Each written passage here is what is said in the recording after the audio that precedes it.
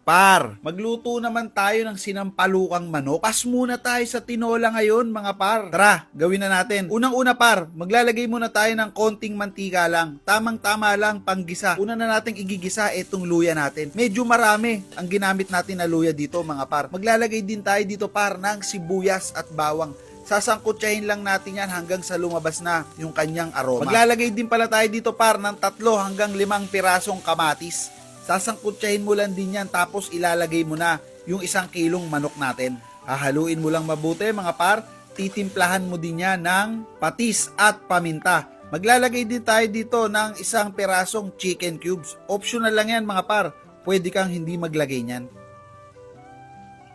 At syempre yung usbong or yung dahon ng sampalok, yan ang makakapagbigay ng mas dagdag asin dito sa niluluto natin mga par. Sasangkutsahin lang din natin itong mabuti. Okay na mga par, maglalagay naman tayo dito ng tubig. Tamang-tamang tubig lang para makuberan yung manok natin. Dahil papakuluan lang natin to ng mga 20 minutes or hanggang sa lumambot na yung ating manok.